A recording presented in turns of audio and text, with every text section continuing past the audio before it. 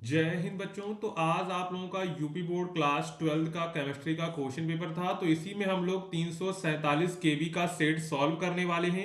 अगर आपका कोई अदर सेट है तो वो डिस्क्रिप्शन में आपको एक नंबर दिया गया है, उस पर आप अपना पेपर भेज सकते हैं। तो हम आपको उसकी आंसर की अवेलेबल करा देंगे। तो यहाँ पर हम लोग जो है 347 केवी का सोल्यूशन देखने वाले हैं, जिसमें हम लोग ऑब्जेक्टिव क्वेश्चंस के, न्यूमेरिकल क्वेश्चंस के सभी के आंसर्स यहाँ पर कवर करेंगे। उससे पहले अगर आप चैनल पर पहली बार आए तो चैनल को सब्सक्राइब एंड वीडियो को लाइक करना ना भूलिएगा। साथ में टेलीग्राम व्हाट्सएप ग्रुप की लिंक आपको डिस्क्रिप्शन में मिल जाएगी, तो उसे भी आप लोग जरूर ज्वाइन कर लीजिएगा, जिससे इंपॉर्टेंट क्वेश्चंस वगैरह आपके एग्जाम के लिए आपको मिल सकें। तो यहाँ पर सबसे पहले यहाँ पर हमारे ऑब्जेक्टिव क्वेश्चंस आ जाते हैं। ठीक है, तो हम लोग सबसे पहले ऑब्जेक्टिव क्वेश्चंस को कवर कर लेते हैं। तो यहाँ पर हमारा सबसे पहला क्वेश्चन है, एक विलियन में विलेय की सांद्रता 3.5 ppm है।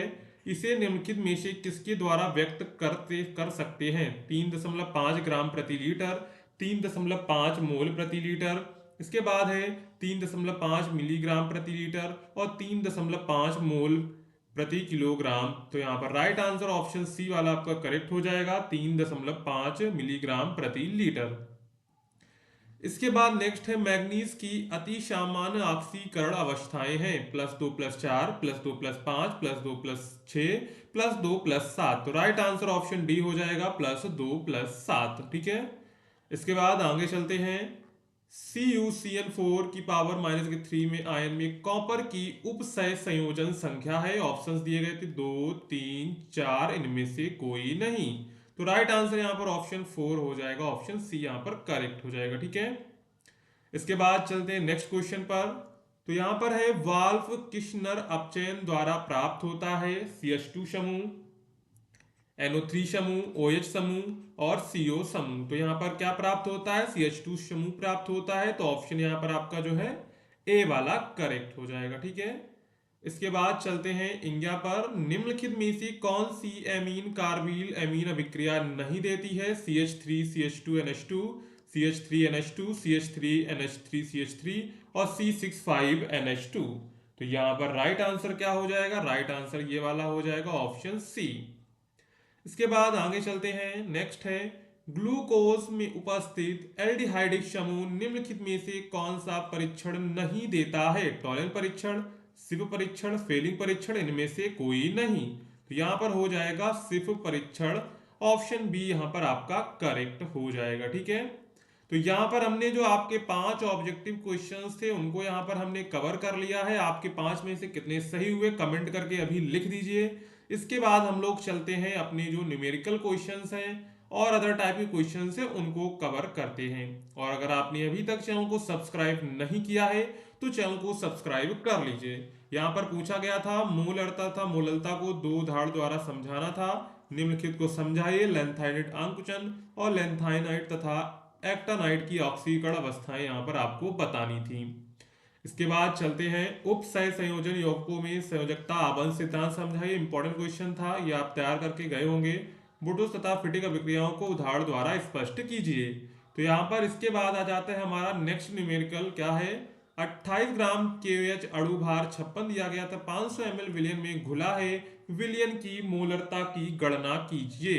तो इसका आंसर आया था 1 मोलर। क्या आया था? 1 मोलर इसका राइट आंसर था। अगर आपका 1 मोलर आया था तो आपके यहाँ पर 2 नंबर पक्के हो चुके हैं। ठीक है, अगर आपका 2 मोलर आया था तो आपका राइट आंसर था।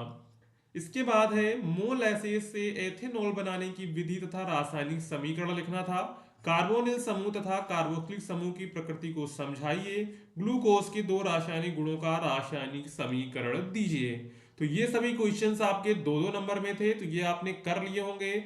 इसके बाद हमारा नेक्स्ट न्यूमेरिकल आ जाता है। तो क्या है न्यूमेरिकल? किसी ताप पर शुद्ध बेंजीन का वाष्प दाब 0.850 बार है। 0.5 ग्राम अवाष्पशील विद्युत अनवघट्ट को ठोस में 39 ग्राम बेंजीन मोलर द्रव्यमान 78 ग्राम प्रति मोल में घोला गया है। प्राप्त विलयन का वाष्प दाब 0.845 बार है। ठोस के मोलर द्रव्यमान की गणना कीजिए। तो कितना आ जाएगा? इसका मोलर द्रव्यमान आ जाएगा 169.9 ग्राम प्रति मोल आ जाएगा। ठीक है, ये इसका मोलर द्रव्यमान आ जाएगा। ठीक है, अगर आपका ये राइट आंसर आया था, इसके करीब भी आया था, तब भी आपका राइट आंसर मान लिया जाए और आपको 3 नंबर मिल जाएंगे। इसके बाद इसी में आपका खा था, मानक इलेक्ट्रॉन विभव की परिभाषा लिखिए। निम्न की स्लेश का जो सेल का है ईएमएफ यानी कि इलेक्ट्रोमोटिव फोर्स की गणना करनी थी। तो यहाँ पर आपको सेल समीकरण दिया गया था, जिसको इलेक्ट्रोमोटिव फील्ड यानी कि जो ईएमएफ आएगा वो कितना आएगा, वो आएगा +1.10 इलेक्ट्रॉन वोल्ट आ जाएगा। ठीक है, इसका ईएमएफ आ जाएगा इलेक्ट्रोमोटिव फोर्स। अगर आपका ये आंसर आया था तो आपका करेक्ट आंसर था। ठीक है, इसके बाद आगे बढ़ते हैं। तो यहीं पर है, अभिक्रिया की कोटि को परिभाषित करिए। अभिक्रिया Na plus M B gives out Xc plus Yd की अभिक्रिया की कोटि आप कैसे ज्ञात कीजिएगा। इसके बाद है क्या होता है, ये एक आपका एक एक नंबर का सिर्फ आपको समीकरण लिखना था। क्रोमियम एश की वायु उपस्थिति में पोटेशियम कार्बोनेट से क्रिया करता है। पोटेशियम डाइक्रोमेट क्रोमेट सल्फ्यूरिक अम्ल की उपस्थिति में फेरस सल्फेट से क्रिया करता है। पोटेशियम परमैंगनेट को 513 केल्विन तक गर्म करते हैं। तो यहाँ पर क्या होता है, इनके सिर्फ आपको क्या लिखनी थी, इक्वेशन लिखनी थी। ठीक है, इसके बाद चलते हैं नेक्स्ट आगे। इसके बाद हमारा नेक्स्ट न्यूमेरिकल आ जाता है 4 नंबर में, मोलर चालकता को समझाइए। 0.02 मोल लीटर इनवर्स केसीएल विलयन से भरे सेल का प्रतिरोध 480 ओम है, तो विलयन की मोलर चालकता ज्ञात कीजिए। सेल स्थिरांक यहाँ पर दिया गया था 1.29 सेंटीमीटर इनवर्स। तो यहाँ पर हमसे क्या पूछा गया था, हमसे पूछा गया था मोलर चालकता। तो यहाँ पर मोलर चालक इसकी कितनी आ जाएगी, इसकी मोलर चालकता आ जाएगी 134। कितनी आ जाएगी, 134 दशमलव करके आ जाएगी। ठीक है, मोल इनवर्स। इसके बाद है प्रथम कोटि की अभिक्रिया की इकाई लिखिए। प्रथम कोटि की अभिक्रिया यहाँ पर आपको दी गई थी, प्रारंभिक सांद्रता आपको ये दी गई थी, इतना मिनट यानी इतने टाइम के उपरांत जो है इतनी सांद्रता रह गई है। 318 केल्विन पर वेग स्थिरांक की आपको यहाँ पर गणना करनी थी। तो वेग स्थिरांक यानी के का मान गणना करनी थी, तो कितना आएगा, 0.0108 ठीक है, 188। और इसके बाद है लीटर इनवर्स केल्विन। ठीक है, ये आ जाएगा इसका जो सेल स्थिरांक आ जाएगा, सेल स्थिरांक की गणना करनी थी। इसके बाद आ जाते हैं निम्नलिखित उप संयोजन यौगिकों का आपको सूत्र लिखना था। Hexa aqua chromium chloride dichloride diamine platinum. इसके बाद है प्रोटीन की प्राथमिक द्वितीयक तथा तृतीयक चतुष्क संरचना को विस्तार से समझानी थी, यानी कि आपकी जो प्रोटीन की प्राथमिक द्वितीयक तृतीयक और चतुष्क संरचना थी उसको आपको उसके बारे में लिखना था। इसके बाद आगे चलते हैं। तो यहाँ पर हेलो एल्केन के प्रतिस्थापन अभिक्रिया की क्रियाविधि को समझाइए, अथवा हेलो एल्केन में ध्रुवण गुणकता, कायरलता, धारण प्रतिलोमन तथा रेशमीकरण को समझाइए। तो यहाँ पर इन दोनों में से कोई एक आपको यहाँ पे करना था। इसी प्रकार आपको खा दिया गया था प्राथमिक द्वितीयक तृतीयक एल्कोहलों की निर्जलन अभिक्रियाओं के रासायनिक समीकरण लिखिए। प्राथमिक एल्कोहल के निर्जलन की क्रिया विधि समझाइए, अथवा फिनॉल से निम्नलिखित प्राप्त करने का रासायनिक समीकरण लिखिए। तो यहाँ पर फिनॉल से आप जो है 4 नाइट्रोफिनॉल, पिक्रिक अम्ल, 4 ब्रोमोफिनॉल, सैलिसिल्डिहाइड और बेंजोक्विनोन कैसे प्राप्त करेंगे, इसके बारे में आपको यहाँ पर लिखना था। इसके बाद इंग्लिश में आपका यह दिया गया है।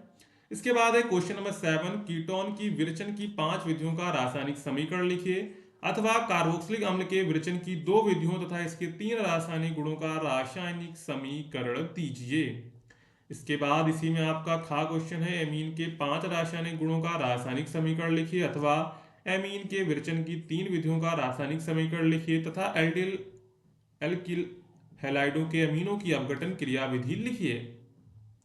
इसके बाद तो ये आपका जो है पूरा पेपर केमिस्ट्री का जो क्लास 12 का, तो जिसके आंसर्स हमको बताने थे उन सभी के आंसर्स यहाँ पर हमने आपको कर दिए हैं। ठीक है, तो ये सभी के आंसर्स आप लोग मैच कर लीजिएगा। अगर आपको वीडियो पसंद आई हो तो वीडियो को लाइक करिएगा, चैनल को सब्सक्राइब जरूर कर लीजिएगा।